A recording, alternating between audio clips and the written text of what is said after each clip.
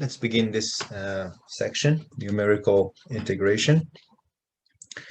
So we have learned so far through the fundamental theorem of calculus that if you have an area that you're trying to calculate, like for example this one, the area under the curve, let's say e to the power of x from 0 to 1, which if I want to denote that, show that area, I know e to the power of x is like this, passes through the point 0, 1, it passes through the point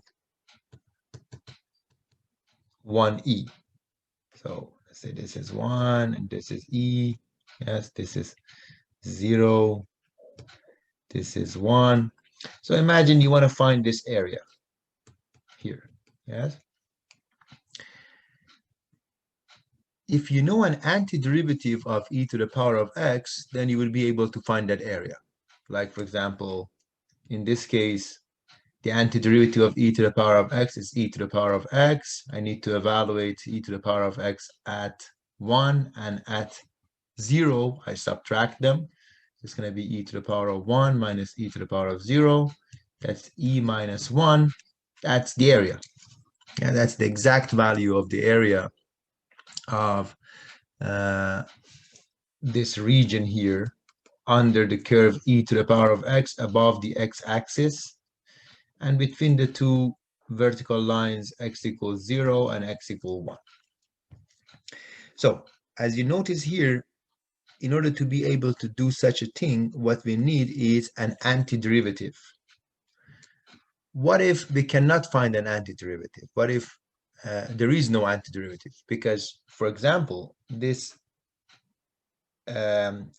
function e to the power of x squared dx, I forgot the dx over here. This function e to the power of x squared, it actually doesn't have an antiderivative. So if you want to find the area under the curve e to the power of x squared, let me just try to draw that.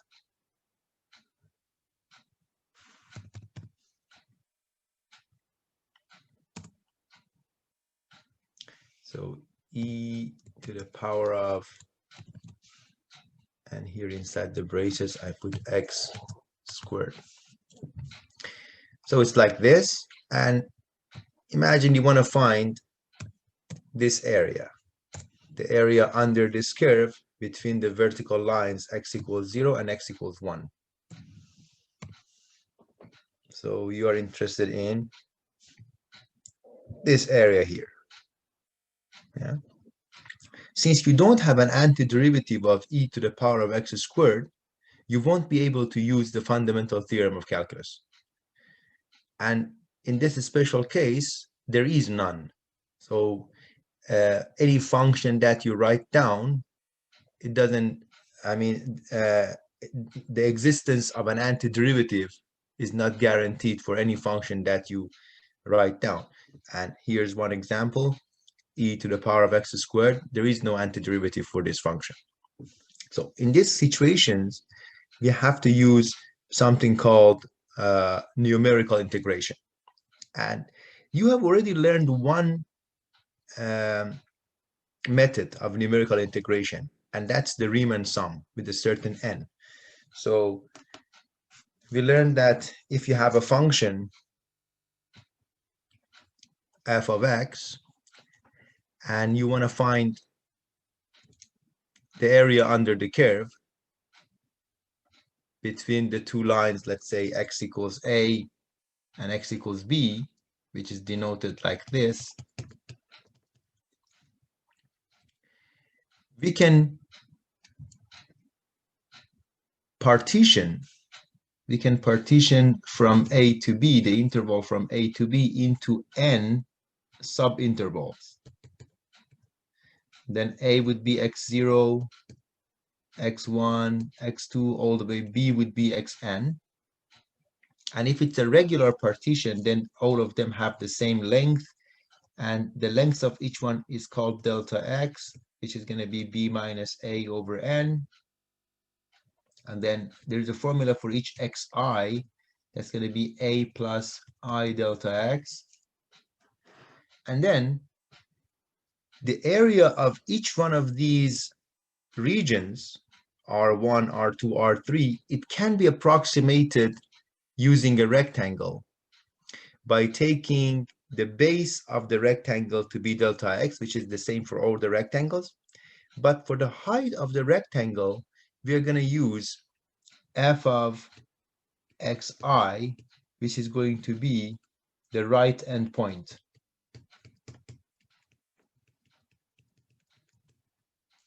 So for example,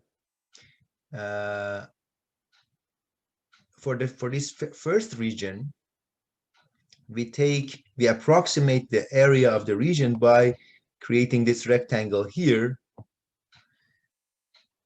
So we take f of x1 to be the height of the rectangle.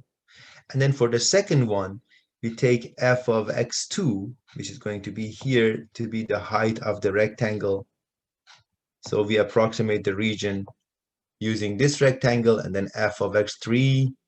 Again, if we are using the right endpoint, it's going to be like this.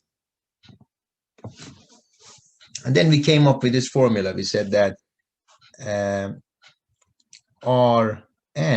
R is actually, we use R because of the right endpoint, because of right, is going to be sigma I from 1 to n of the sum of the areas of these rectangles. So for the first rectangle, it's going to be delta x times f of x1. For the second one, it's going to be delta x times f of x2, and so on. So it's going to be f of xi times delta x. And this would be an approximation for the area under the curve. And as we discussed earlier, if you take n to be a bigger value, so for larger values of n, if you increase the number of subintervals, then your approximation is going to get better and better. So when you have bigger n, delta x is going to be a small. That means you're going to have narrower rectangles, and that will increase your the precision of your approximation. And for the Riemann sum, what we did was we said, okay, I'm going to calculate the limit of this as n approaches infinity. What is the limit of this as n approaches infinity? And in that case, we had the exact area under the curve. Yes. In this section, we're not going to take the limit, but we're going to pick an n that is large enough for the approximation that we need to do. Yes. So, of course, the bigger the n, the better the approximation. So, for example, if I want to approximate, let's say, integral from 0 to 1 of e to the power of x squared dx using the right endpoint method, and imagine that I want to take n to be 4. Yes, I want to take n to be 4. Then this interval from 0 to 1 can be divided into 4 subintervals. So here I'm going to have 1 over 2, here I'm going to have 1 over 4, and here I'm going to have 3 over 4. Right?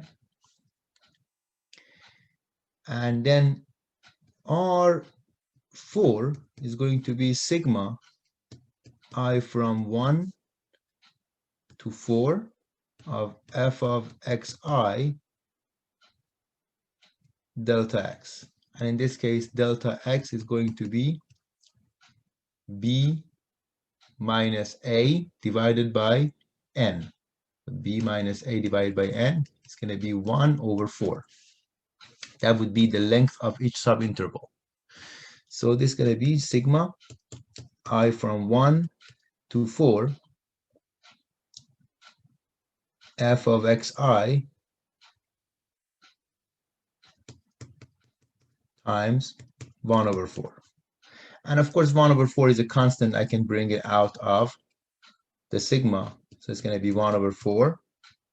And then When I is 1, I have f of x1 plus f of x2 plus f of x3 plus f of x4.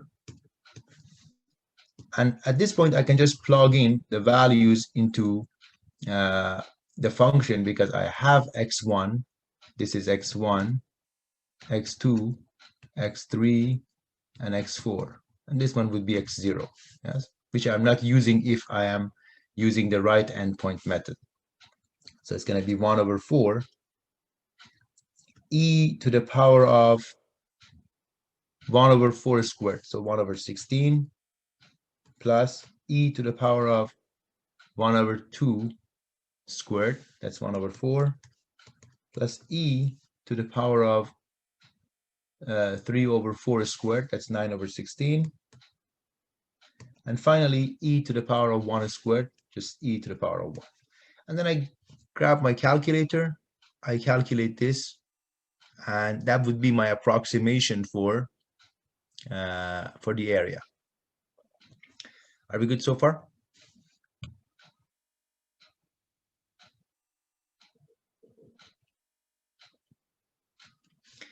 Okay.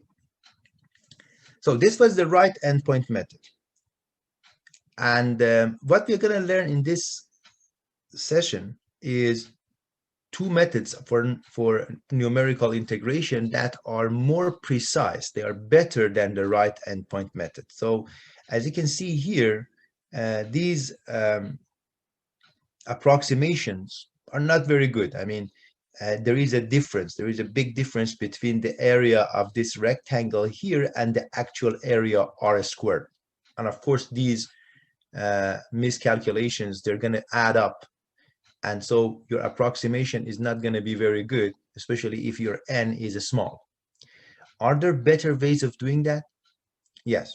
So let's take a look at the trapezoidal method. In the trapezoidal method, we approximate the area of each region using a trapezoid. So let me just get rid of these lines that I put here.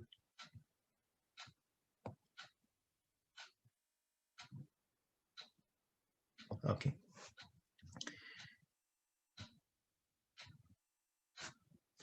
So I can approximate the area of the first region by connecting this point to this point using a straight line. Yes, and then I will have a trapezoid, and then that I can use to approximate the area of region 1. And then I connect this point to this point using another line. I don't know whether I can draw a line that looks better than this.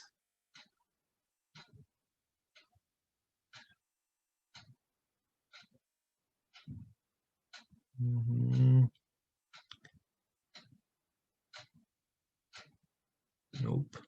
This is a highlighter, and this is just a, yeah, it doesn't give me a ruler so that I can draw a straight line. Okay, but then use your imagination.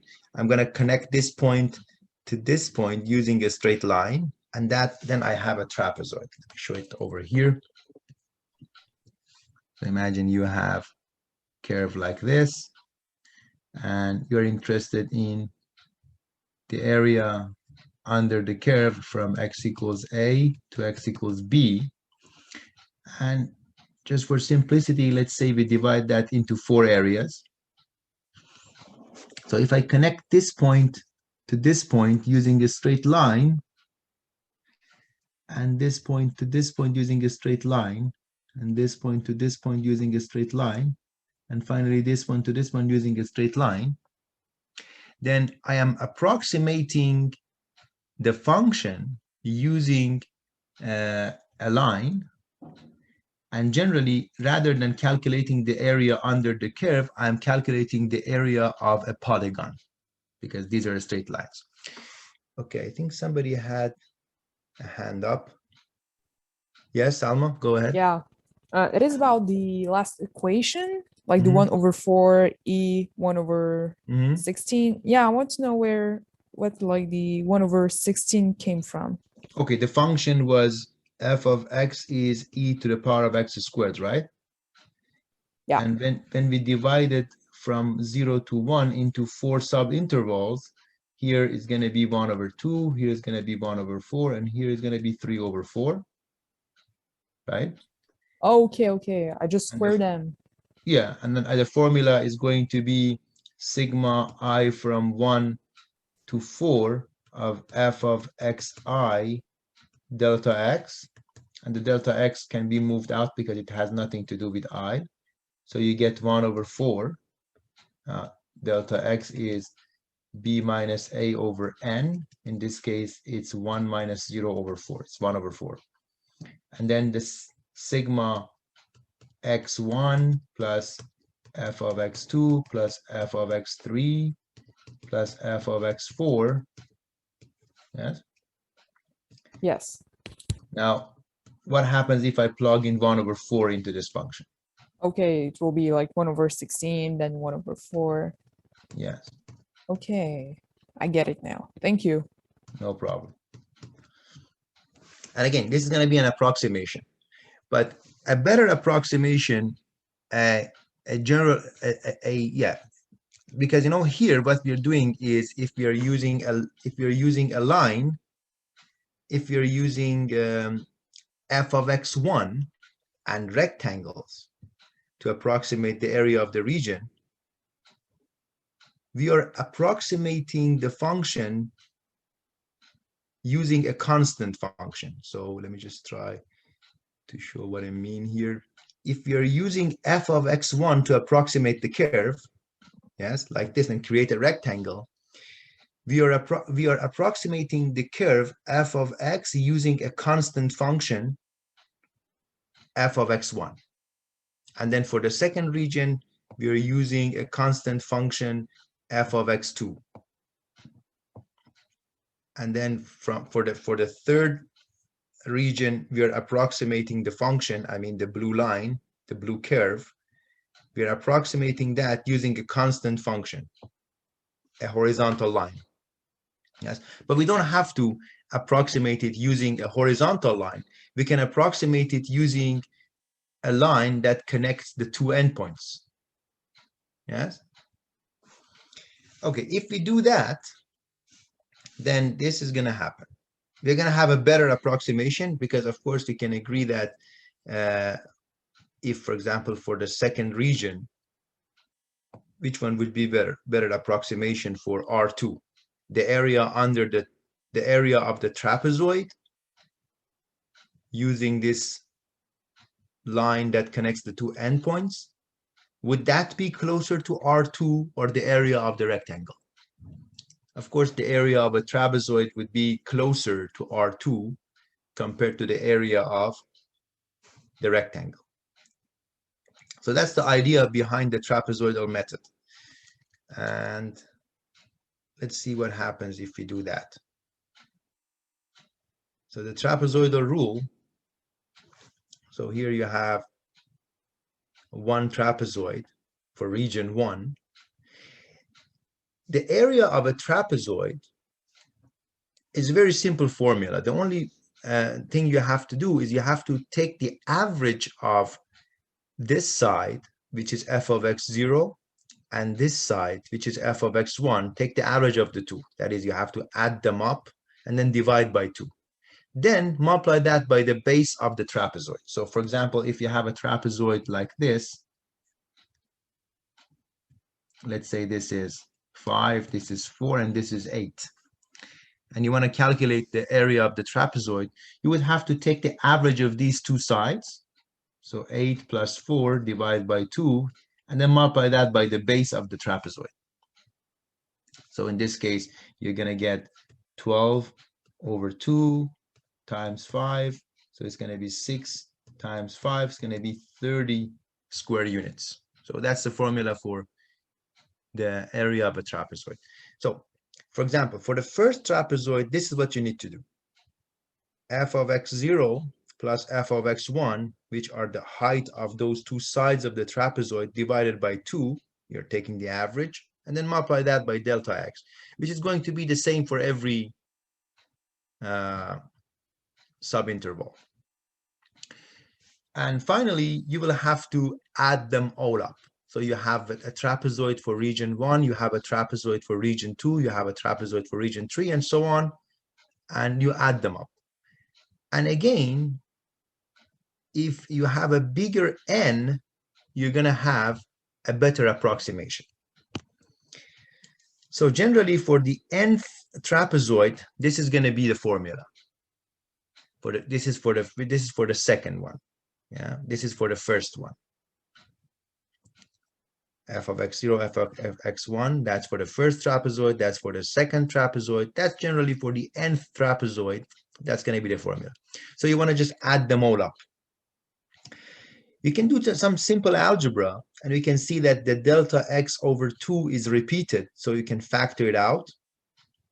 And then f of x0 is just once at the beginning, but f of x1 is here and here, so there are two of it, 2f of x1.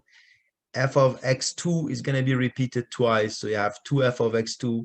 And then also at the end, f of x1 is going to be repeated only once.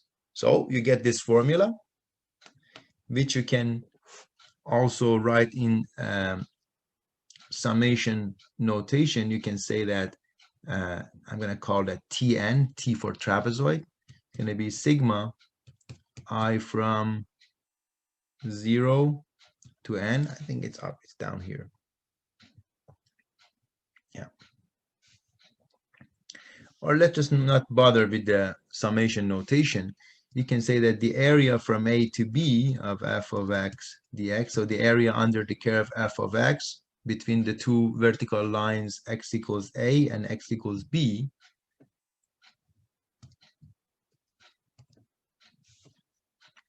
is approximately equal delta x over 2 times f of x0 plus 2f of x1 plus 2f of x2 all the way to 2f of x minus 1. That would be the point before the last, and plus f of x n.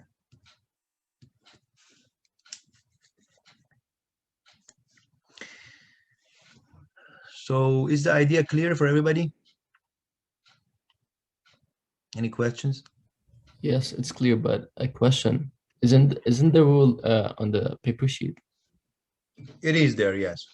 Okay, thank you. Yeah, that's one of the formulas you will be given on the formula sheet. You have the trapezoidal rule, it's over here, and the Simpsons rule. I was just trying to explain to you why and how this formula is coming from. Where is this formula coming from? So let's just put that to use. Do example 1 over here. Approximate the value of integral from 1 to 2, 1 over x dx. So for this one, we can actually get the exact area, because we know an antiderivative of that's going to be ln of x from 1 to 2. So this is going to be ln of 2 minus ln of 1. This one is 0. So the answer is ln of 2. That's the exact area. Yes, we know that. However, we're practicing the trapezoidal rule because, as I said, there are some cases where there is no antiderivative. So let's practice that. For all these problems, you're also given n. So in this case, you're given n to be 10. So let's calculate delta x. Delta x is b minus a over n. That's going to be 2 minus 1 over 10. It's going to be 1 over 10. So the area between, let's say, 2 and 1, so if here I have 1 and here I have 2, it has to be divided into 5 subintervals. 10 subintervals. And then since delta x is 1 over 10, and we know that xi is going to be a plus I delta x, here I'm going to have 1 plus 1 delta x. It's going to be 1.1. Then the next one is going to be 1.2, 1.3, 1.4, 1.5, 1.6, 1.7, 1.8, 1.9, and then the last one is going to be 2. So this is my x0, this is my x1, this is my x2, all the way, and the last one is x10. Yes, Salma? Yes, why did you choose 10 as n? I didn't choose it. It's always given in the formula. It's always given in the problem. Okay. It says, approximate the value of this area using the trapezoidal rule with n equal 10. So n, generally, the bigger the n, the better your approximation. But in the problems you have in the book or in the test, n is usually somewhere between 6 and 10. So in the exercises, will it be given to us, the n? Yeah, or? always. Okay. Always, yes. Thank you. Sure. So now that we have all the xi's, we can just use the formula. And the formula is integral from 1 to 0 of 1 over x dx is almost equal delta x over 2. So in this case, delta x is 1 over 10 over 2. 1 over 10 over 2 is 1 over 10 times 1 over 2 is going to be 1 over 20. Yes, if you simplify that. And then f of x0 plus 2f of x1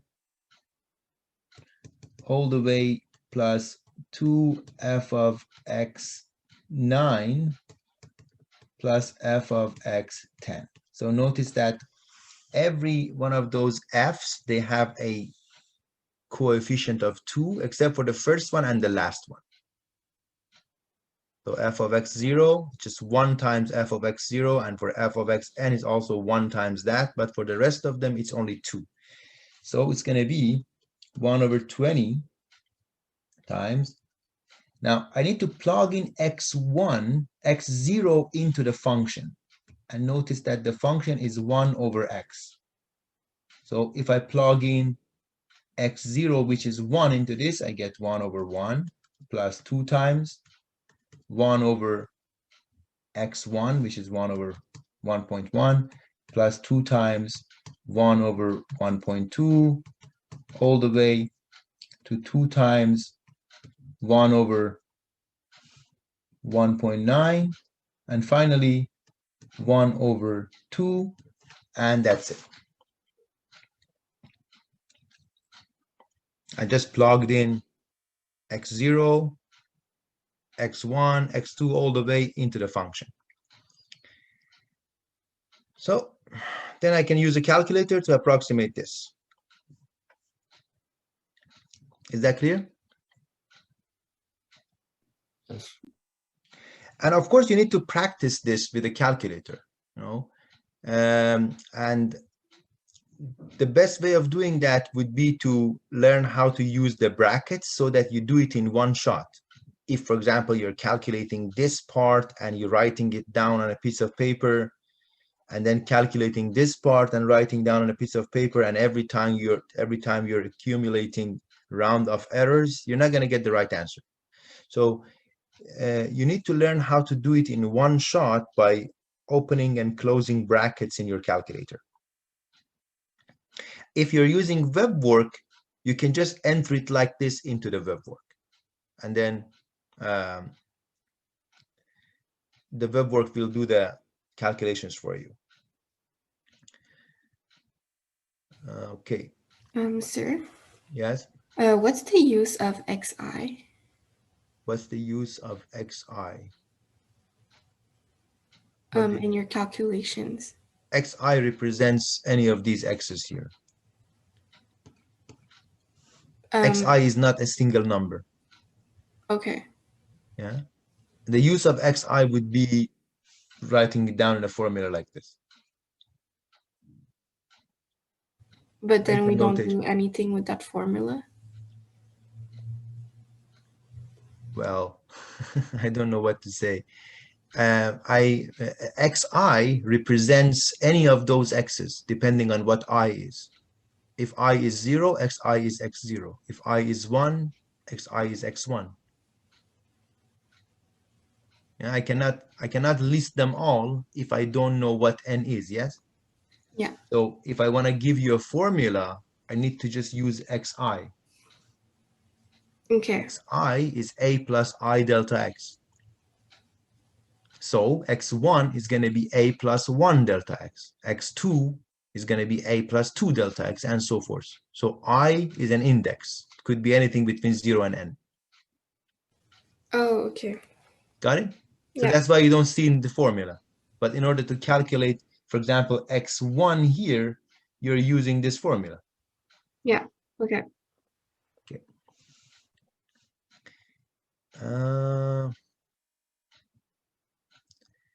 Okay, so that was the trapezoidal rule. I'm going to do one more example for you before I move on to Simpsons rule from the web work. So I think I have not yet assigned this set. So let me just find the problem here.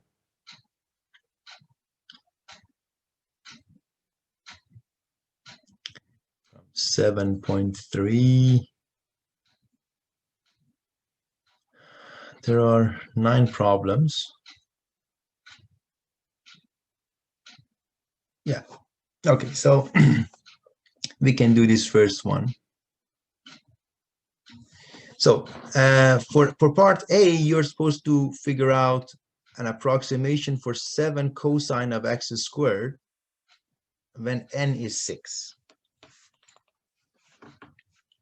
So n is 6, A is 2, and B is 5.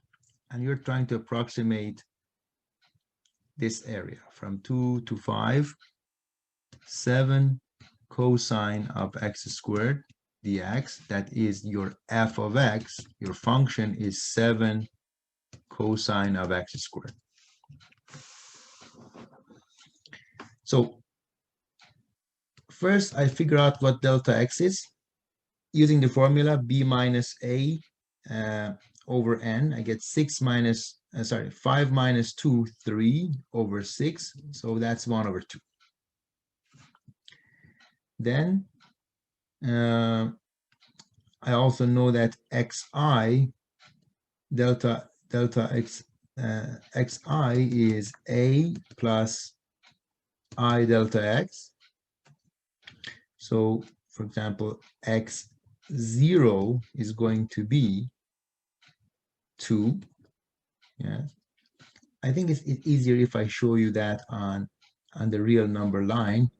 So if this is 2 and this is 5, and you want to divide this length from 2 to 5 into 6 equal subintervals, the length of each subinterval is going to be 0.5. So it's going to go to 2.5, and then 3, then 3.5, then 4, then 4.5, and then 5.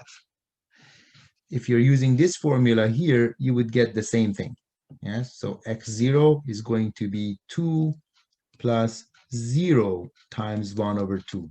That will give you 2. x1 is going to be 2 plus 1 times 1 over 2. That's going to be 2.5. And then x2 is going to be 2 plus 2 times 1 over 2. That's going to be 3. X3 is going to be 2 plus 3 times 1 over 2. That's going to be 3.5, and so on.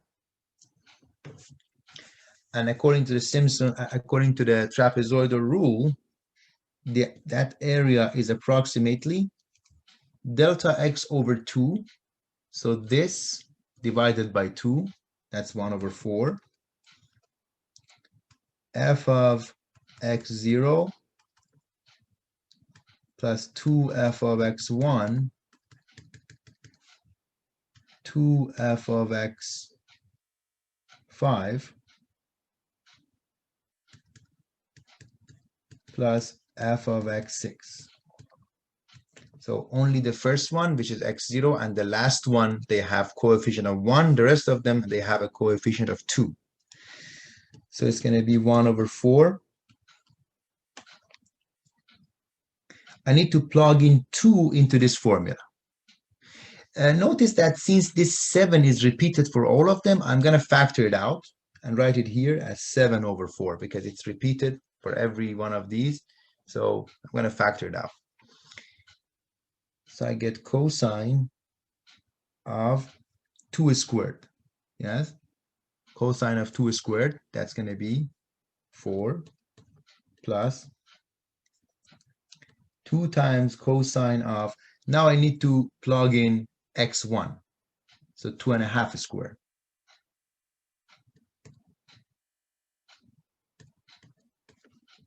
Plus all the way to 2 times cosine of 4.5 squared plus 1 time cosine of the last one, which is 5 squared, which is 25. So I need to calculate this using a calculator. Or I can just plug it into the web work like this. I say 7 over 4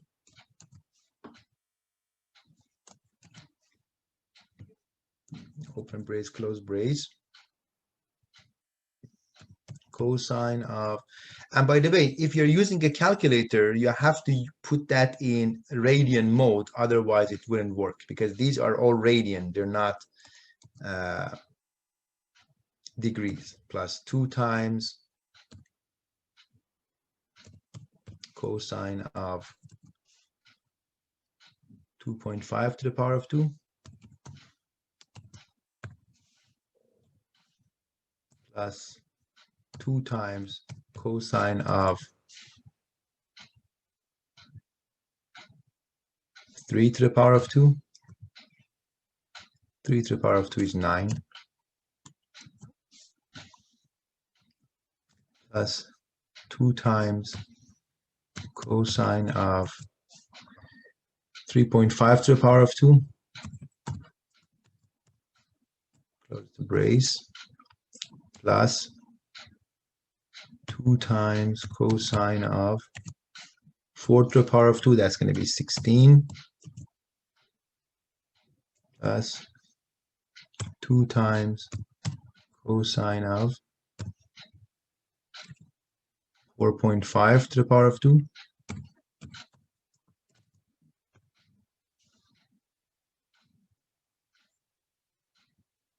And plus 1 time cosine of 5 to the power of 2, which is 25.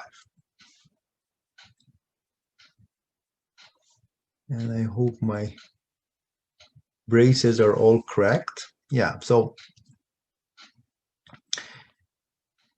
actually it would be better for you to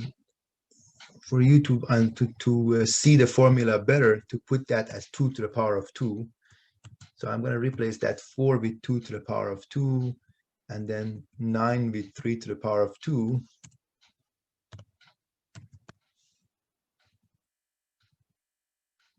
And 4 with, and 16 with 4 to the power of 2. And finally, this is 5 to the power of 2.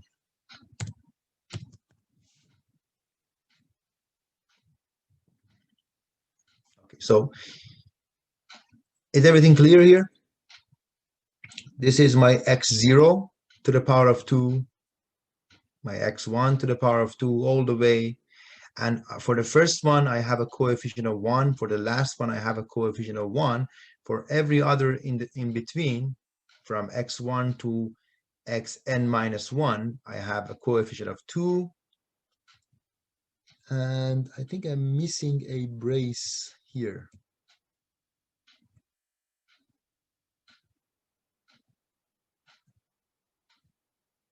Am I? No, it looks good. No, it has been calculated. So everything is good. No, I'm not missing a brace. So that's it. Is everything clear? I have another question. Mm-hmm. Yeah, did you have the 1/4 because you squared the 1/2? No, that comes from the formula. Yes, in the formula you have delta x over 2. Yes, Yeah. and delta x in this case is 1/2 over 2. If you simplify that, you get 1/4. Okay. Yeah. So that's half of 1/2. Half of 1/2 is 1/4. The 7 I have because and instead of writing the 7 here, here, and here, I just factored it out because it was a common factor. You're good? Yes. Okay. So now let's take a look at the Simpsons rule. The Simpsons rule is a generalization of the trapezoidal rule. So as I said, with the trapezoidal rule, we are approximating. So if you have, for example, a curve like this, and you want to approximate this region, for example, the first region R1, with the trapezoidal rule, with the right endpoint rule, you approximate that with a rectangle. With the trapezoidal rule, you're approximating that with a trapezoid. So you just draw a straight line, you approximate that with a trapezoid, which is very good approximation. But a better approach would be to approximate that using a curve. So for example, if you have something like this, so this here, it's actually a curve, it's not a straight line. So if I'm using a part of a parabola to approximate this, I would get an even better approximation. So in algebra, there is a theorem that says if you have any 3 points that are not collinear, if you have any 3 points that are not on the same line, then you are able to fit a parabola to that. And by a parabola, I mean something like this, a quadratic polynomial. So that's the idea behind the trapezoidal rule. We're not going to the details of how this is done. We're just going to practice the formula. And the formula for the trapezoidal rule is like this. Sorry, the Simpsons rule is like this. So again, there is a pattern here. With the Simpsons rule, n must always be even. So n could be 6, could be 8, could be 10, could be 12. It must always be even. And this is the pattern. When you want to approximate the area from A to B, f of x dx, it's going to be approximately equal delta x over 3. So with the trapezoidal, you have delta x over 2. Here you have delta x over 3. And then, for example, if n is 6, this is going to be the pattern. You have f of x0 plus 4 times f of x1 plus 2 times f of x0, x2 plus 4 times f of x3 plus 2 times f of x4 plus 4 times f of x5 plus f of x6. So the pattern is like this, for example, if n is 6. If n is 6, you're going to have 7 of these f's. It begins with 1, 4, 2, 4, 2, 4, 1. 1, 2, 3, 4, 5, 6, 7. If n is, for example, 8, the pattern is going to be like this. 1, 4, 2, 4, 2, 4, 2, 4, 1, 2, 3, 4, 5, 6, 7, 8, 9. Okay, it's going to be like that. So do you see the pattern? It begins with a 1, then you have a 4, and then you have repeatedly 2, 4, 2, 4, 2, 4, and then finally it ends at a 4 and then a 1. So that's the pattern. And you have this in the formula sheet also for the Simpsons rule. delta x over 3 f of x0, then 4f of x1, then 2f of x2, then 4f of x3, all the way, and then finally it ends at 4 f of xn minus 1 and 1 times f of xn. Everything else is the same. Delta x is b minus a over n. And of course, for this one also, as if you have a bigger n, you have a better approximation.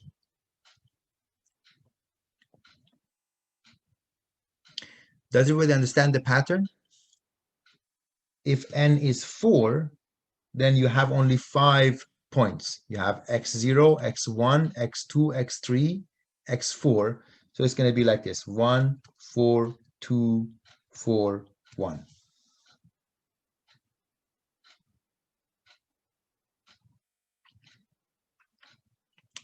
Begins with a 1, then 4. It ends with a 4, then 1, and then in the middle, you're just switching between 2 and 4.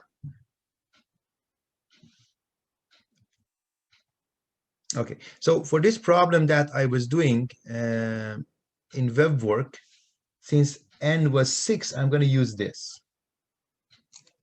So actually, if I want to do that in web work, I could just copy paste this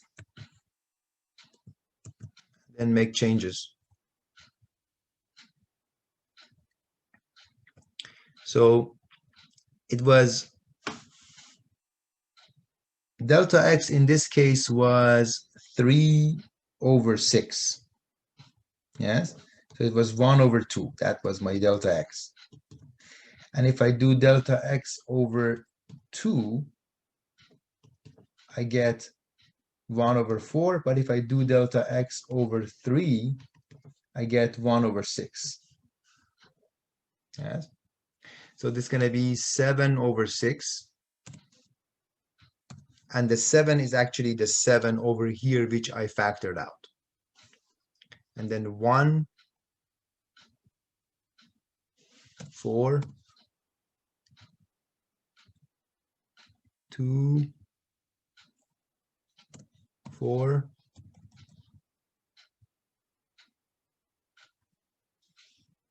2,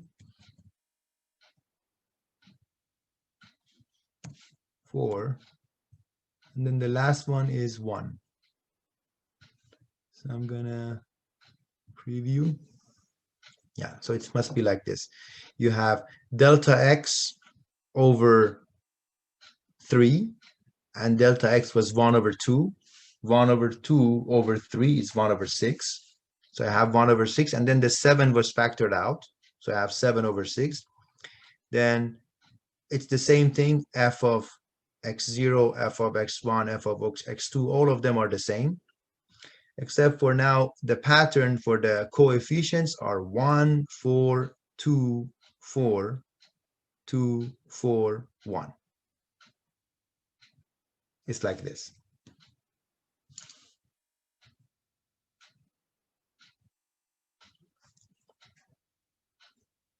Are we good?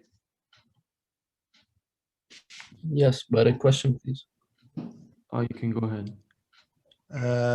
Pardon me, you have a question? I do, yeah. Yeah, go ahead. So we use radian here also, right? On the calculator. Yes, yes. No, in calculus, we always use radian.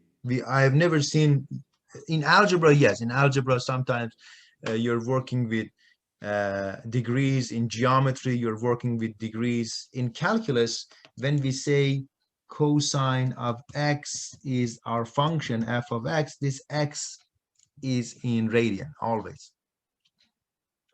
So if you want to calculate this using your calculator, and I encourage you to do that, especially if you're taking the test on paper, is that put your calculator in radian mode, yes, and then do each one of them separately, yes, and use braces, not separately, at once, and finally multiply by 7, divide by 6. So I would do cosine of open brace 2 to the power of 2 closed brace plus 4 times cosine of open brace 2.5 to the power of 2 closed brace plus 2 times. I would do all of it and then at the end times 7 divided by 6 to get the answer, and see whether you get the exact same answer or not. Okay, I understand. Thank you. Yeah. So And I want to emphasize again, you need to practice this. You need to practice using your calculator so that you can do it, because there are lots of brackets that you have to open and close. So practice this. so the Simpsons rule is only when n is even? Yes, the trapezoidal rule or the right endpoint method, they could be used with any n, but for the Simpsons, if it's not an even number of subintervals, then you cannot get the special pattern 1, 4, 2, 4, and then end at a 4, then 1. It has to be even. Okay, let's also do this example that we already did using the Simpsons. If n is 10, so this is example 3, it says find an approximation for integral from 0 to 2, 1 over x dx, using Simpsons rule with n equals 10. Okay, if n is 10, then delta x is going to be 1 over 10 is 0.1. So again, from 1 to 2, I can divide that into 10 equal subintervals. What I'm doing here is just for clarifying everything for myself and for you. You don't have to do this part. I prefer to do it like this. Just put 1.1 here, 1.2, 1.3, 1.4, 1.5, 1.6, 1.7, 1.8, 1.9, and then finally 2. So this would be my x0. This is x1, this is x2, this is x3, x4, x5, x6, x7, x8, x9, and this is my x10. So that is going to be delta x over 3, open brace, f of x0 plus 4 f of x1 plus 2 f of x2 all the way to, it will end at 4 f of x9 plus f of x10. So that's the Simpsons rule with n equals 10. So it's going to be 0.1 over 3, open brace. F of x is 1 over x. So if I plug in x0 into that, I get 1 over 1 plus 4 times 1 over 1.1 plus 2 times 1 over 1.2 plus 4 times 1 over 1.3 plus 2 times 1 over 1.4 plus 4 times 1 over 1.5 plus 2 times 1 over 1.6 plus 4 times 1 over 1.7 plus 2 times 1 over 1.8 plus 4 times 1 over 1.9, and finally 1 times 1 over 2. So then I need to calculate this using a calculator. So we have it over here. And then if you approximate it using if you calculate it using a calculator, you have an approximation, which is going to be generally better. The Simpsons rule, since we are using a curve to approximate the curve, it works better than using a line to approximate the curve. And of course, works better than using a constant function, a rectangle, to approximate the curve. Are we good? Okay, so for the rest of the time, I want you to practice working on these exercises. So if you just give me a few moments, I'm going to make it available for all of you. Just a moment.